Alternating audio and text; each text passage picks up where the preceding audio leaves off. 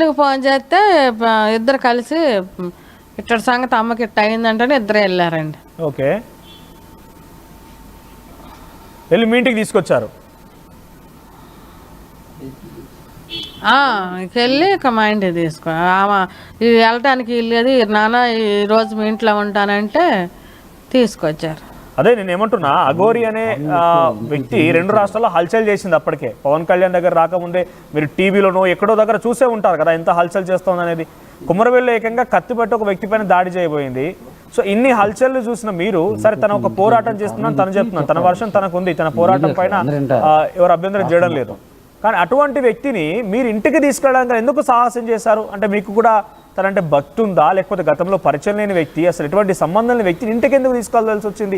అగౌరి మాతనే నమ్మామండి. నమ్మి మా అమ్మాయి కాడ అగౌరి మాత కానీ నమ్మి ఫస్ట్ అసలు ఆమె వేషధారణ చూసి ఆమెను చూసి చిచ్చి మమ్మీ అసలు ఆమె ఏంటి వేషధారణ ఏంటని అసహించుకున్నామండి. అసహించుకున్న మనిషి ఆమె ఫస్ట్ దగ్గర తీసి కుటుంబానికి వషిని అసహించుకుంది, మేము కూడా అసహించుకున్నామండి. ఓకే, ఆమె మాయ మాటలు మీకు లైఫ్ని ఇస్తా నాన్న, నేను మీ ఇంటికి వస్తా, మీ ఆతిథ్యం తినాలని ఉంది, నాకు ఇడ్లీ చట్నీ అంటే ఇష్టం అని మాటల్లో పడేసి ఇక తీసుకురావడం జరిగిందండి. అంటే ఇంతకంటే ముందు ఒకసారి అఘోరికి వర్షిని కలిసే కంటే ముందు తను ఒక సాధన చేశాను గురువు గారి దగ్గర అంటుంది. అంటే ఎలా యాక్సెప్ట్ చేశారు చదువుకునే పిల్లని ఈ సాధన వైపుగా ఎందుకు పంపించాల్సి వచ్చింది మీరైతే? మాకైతే తెలవదండి. రాజేష్ నాథ్ అఘోరి దగ్గరికి వెళ్ళి దీక్ష ఇప్పించు ఇద్దరు తీసుకున్నారండి, విష్ణును వర్షిని. మీకు తెలియదు ఆ విషయం? అంటే చదువుకునే అమ్మాయి, అప్పటి వరకు యాక్టివ్గా ఉండేది, మంచిగా చదువుకుంటుంది, బీటెక్ చేస్తోంది, తను ఎందుకు పంపించారు? అంటే ఆ రాజేష్ నాగ్ అఘోరి దగ్గరికి అఘోరి సాధన కోసం మీరు ఎందుకు పంపించాల్సి వచ్చింది? మాకు తెలవదండి. తెలవకుండా వెళ్ళి దీక్ష తీసుకుందండి ఆ పిల్ల.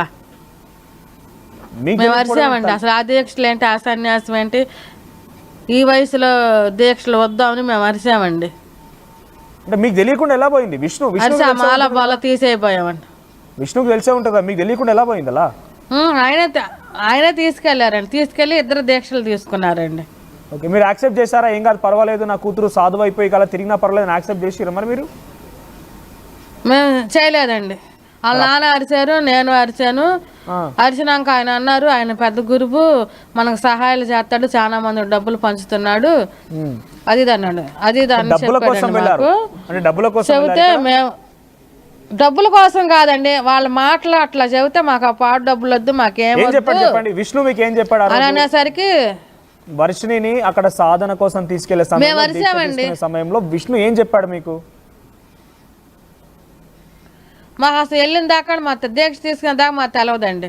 సరే తర్వాత అడుగుంటారు ఏదో రోజు, నా కూతురు ఎందుకు ఇట్లా తీసుకుపోతున్నావు?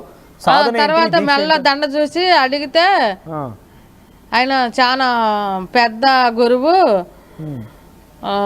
ఏదన్నా చేస్తాడు, అందుకని ఇప్పించామని అంటే 6-7 నెలల్లో మా ఆయనకి బ్రెయిన్ స్ట్రోక్ పెరాలిసిస్ స్ట్రోక్ వస్తే మమ్మల్ని కూడా తీసుకెళ్ళాడండి ఆయన దగ్గరికి.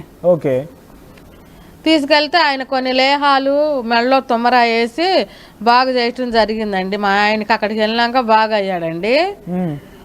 ఇక మేము కూడా నమ్మామండి. ఆయనకు బాగా అయింది అక్కడ వెళ్ళిన తర్వాత? అంటే ఆయుర్వేద వైద్యం చేసిండు ఆయన?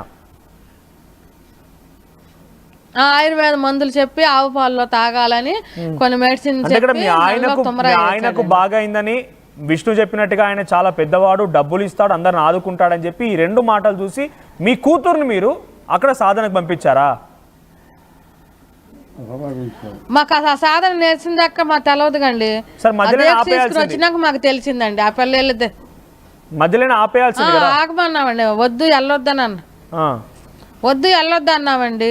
ఓకే, అంటే ఇక మాకు తెలవగా ఉండి అక్కడిక్కడ చెప్పని వెళ్ళి వచ్చేదండి. ఓకే, సో తర్వాత ఏం జరిగింది? ఇప్పుడు అక్కడ సాధనకు అలవాటు అయినటువంటి వర్షిని మళ్ళీ అఘోరిని చూడగానే అట్రాక్ట్ అయిపోయింది, వెళ్ళి కలిసి తన పైన బట్టలు కప్పిన తర్వాత ఫోన్లో మాట్లాడి అంతా జరిగిపోయింది. సో మీ ఇంటికి ఏమని చెప్పొచ్చింది అఘోరి? అంటే ఆ రోజు కార్ పాడైపోయిందని చెప్పి ఫోన్ చేసిన అన్నారు కదా, ఏం చెప్పొచ్చింది? ఒక రోజు కోసం వచ్చి వారం 10 రోజులు 20 రోజులు ఇలా ఉండింది అక్కడ.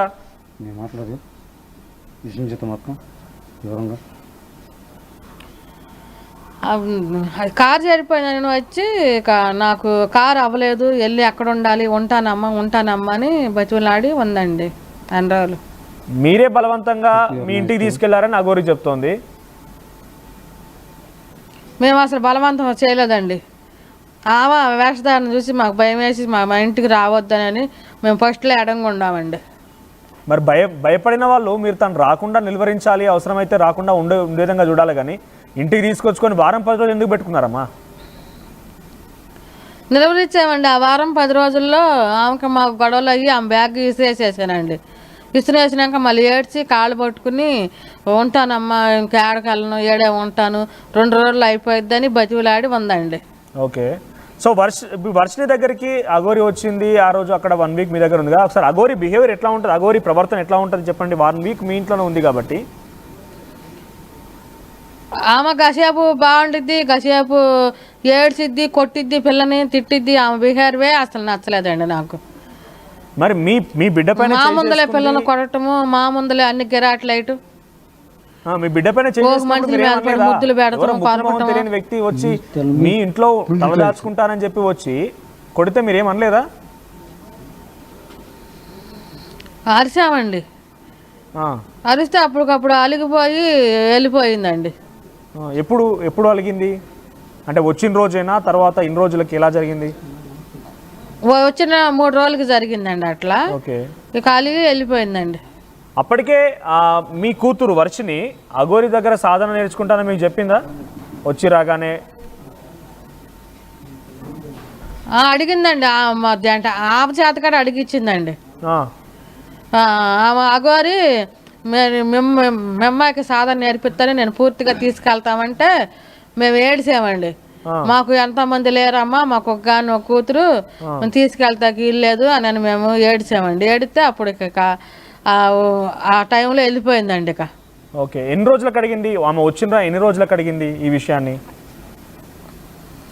ఫస్ట్ సారి వచ్చినప్పుడు ఏమి అడగలేదు. రెండోసారి వచ్చినప్పుడు 2-3 రోజుకి అడిగితే మా పిల్లల్ని తీసుకెళ్ళొద్దు అని మేము అరిసామండి.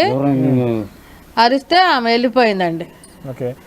మళ్ళీ ఒక మాట అందండి, మీరు మీ పిల్లకి మాకు సంబంధం లేదని మీ ఇద్దరు బాండ్ పేపర్ మీద కాగితం రాసిస్తే 50 లక్షలు డబ్బులు ఎత్తాను అందండి.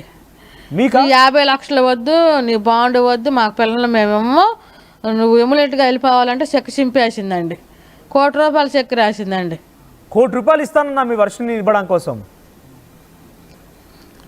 అవునండి. అనే చెక్ కార్డు రాసిద్దండి. చెక్ కార్డు రాసేసిందండి. మిమ్మల్ని ఏమని సంతకం అసలు మేము అన్ని వేసుకున్నామండి. అమ్మో మాకు వర్షినికి సంబంధం లేదు, పూర్తిగా అమ్మ చేతిలో పెట్టేస్తున్నామని సంతకం పెట్టమందండి. ఎప్పుడు రెండోసారి వచ్చిన రోజు? రెండోసారి వచ్చినప్పుడు మాకు భయం వేసిపోయి మా పిల్లోడు కానీ మేము కానీ నా పిల్లలేని రూపాయి మాకొద్దు, ఈ పాపిష్టి రూపాయి మాకొద్దు, పిల్లలు నమ్ముకున్న రూపాయి మాకొద్దు అని మేము ముగ్గురు ఏడిసి చెక్కి చింపేసామండి. అంటే ఎందుకు అలా అడిగింది? అంటే ఏమైనా పూజలు చేయాలని ఆలోచనతో ఉందా? వర్షిని పైన ఏదైనా పూజ ప్రయోగిద్దామని ఆలోచనలో ఉందా? ఎందుకు అలా అడిగింది? అంటే తనకు ఒక అమ్మాయి అవసరం ఏమొచ్చింది? ఏమొచ్చిందంటే ఈ పిల్లని బాడీ గార్డుగా వాడుకుని పిల్లని చెడిపోయాలని అమ్మేసుకోవాలని చూసిందని మేము అనుకుంటున్నామండి. Please give me mouth sir. Right, ఒక్కసారి మీరు మాట్లాడండి తిరుమల కోటయ్య గారు. ఏంటి మీ దగ్గర నుంచి మీ